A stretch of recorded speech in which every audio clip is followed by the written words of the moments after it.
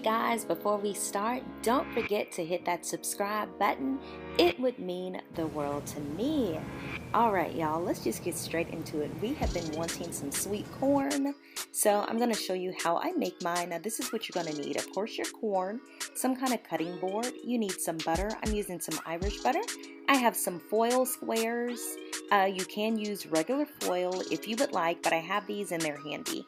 We got some black pepper, some pink Himalayan sea salt. I have my sugar and some granulated garlic. Of course, you'll need a knife to cut the ends of the corn off. I figure that's something you kind of already have in your kitchen, so no need to state it. So let's get into it. First thing you're going to do is to shuck your corn, honey. You know you're from the South or the Midwest or somewhere when you still shuck corn. We shuck corn in this house. So this is what you want to do. You want to go ahead and get all of the corn bits and that silk off of your corn as much as you can and pull all of those husks off. If you can take the little end off, that would be great. If not, you can cut that at the end when we're kind of cleaning up the different pieces. Sometimes that silk can be pretty difficult to get off, so I like to put my hand and stroke the corn. Okay, this just sounds bad. I like to stroke the corn so the silk is going the opposite direction and then I pull it off. Okay, let's just get off that topic. Anyway, so if you have a compost, you can definitely compost your husk. We do not yet, so I just threw it away. And I'm taking this time to remove any of the loose silks that I see on the corn that are easy to get off. So next you're going to go in with your butter. Now this butter was frozen. I usually freeze most of my butter except for the butter that I'm using at that specific time. So this butter was frozen, so you may not need the amount of time that I needed in my microwave to melt it. Now keep in mind, you aren't melting it completely. I wanted to kind of melt the edges and then have a big clump in the middle, if that makes sense, which it worked out perfectly. And while that is microwaving, I microwaved it for about 25 seconds to start with, and then just did 7-second intervals after that. I'm gonna go ahead and lay out my foil squares. Now this is the perfect consistency for what I wanted. It's melted around the edges, still like a big clump lump in the middle. So now I'm just going to mash the clump lump and kind of blend it in with that melted butter.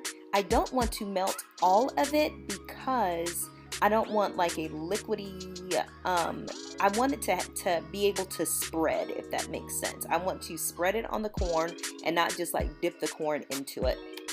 So I'm taking this time to kind of mash some of those lumps out. I give it about 7 or 8 good stirs, and then I mash some of the next lumps out. And it's just going to bind it really well, make like a creamy spread type situation, and it works perfectly for this recipe. So first I'm going to go in with my pink Himalayan salt. I use about maybe 2 teaspoons of this. Mine is in a grinder, so kind of difficult to really pinpoint, but I used about 2 teaspoons. Next I'm going in with my granulated garlic. I'm going to sprinkle that. I used about a tablespoon or 3/4 of a tablespoon of garlic. If you don't like garlic or your family doesn't, you can easily skip that step. Next I'm going to go in with some sugar, the star of this, because corn is just, you need the sweet corn, you know what I mean? So I put 2 tablespoons in. The sugar is great at the end because it also thickens that butter back up. So it's a great thing to have in this recipe, and of course it's so good.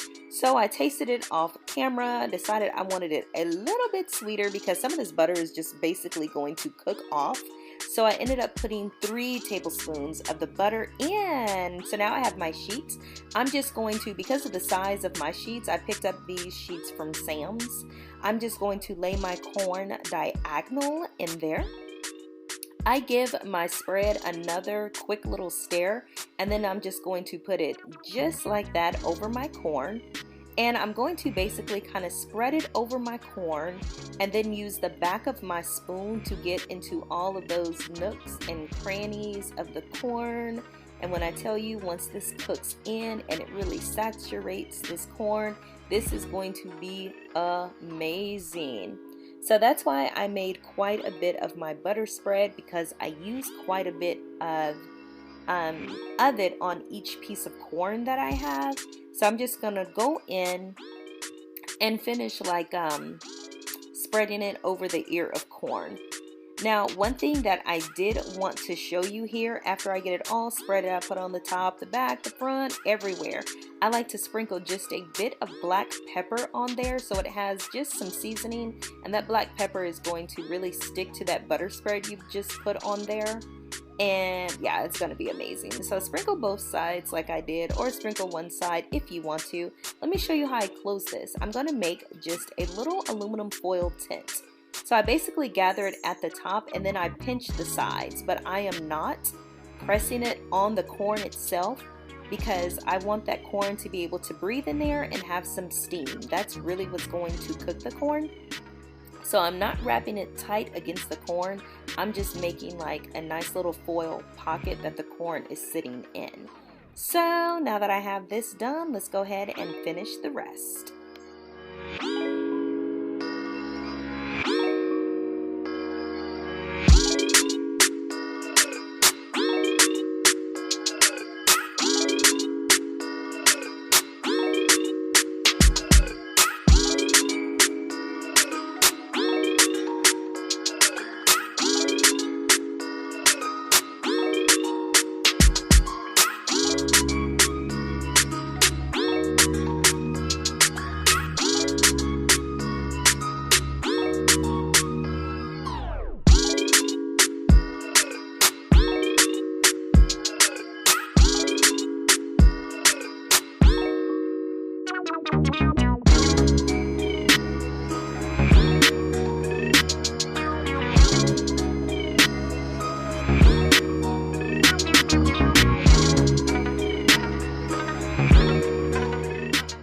Alright, so I got all of my little pockets made. Now you could put them in the oven just like this, but keep in mind we put butter in there, and you know that butter is going to melt. So I like to put mine in a pan to catch any of that melted butter that kind of seeps out of that packaging.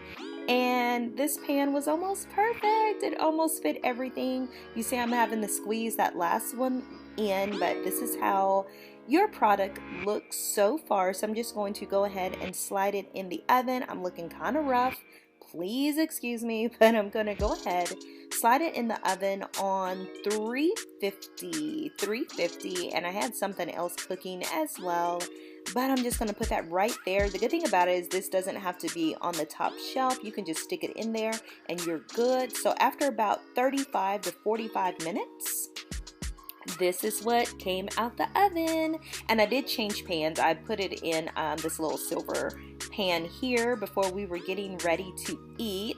And I am going to show you once it kind of cooled off. You see all that butter in that pan? Yes, girl, that's why I use a pan. But anyway, I'm going to show you how it came out. You guys, when I tell you this was so good, that butter and that sugar basically melts in that corn. Like, and I'm all for doing corn on the stove. If you're in a hurry, I get it. But this way, sis, your life is not complete until you try it this way.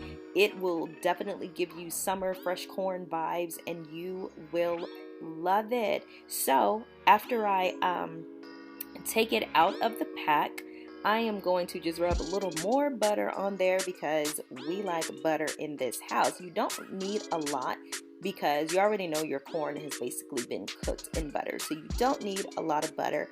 I just like to put it on there just to kind of show, hey, it's butter on the corn. So then I also sprinkle just a little bit of parsley on there because, you know, like to be fancy. Look at this, y'all. Look at this. You cannot tell me, oh child, food porn 101, that looks so good. But yeah, we like to be fancy, so I sprinkle just a little bit of parsley. Then I like to go ahead and fix their plate with the rest of the food. I can't remember what we actually had this night, to be honest, but whatever it was, I do remember that we got tons of compliments on this corn, you guys. So thanks for watching the video.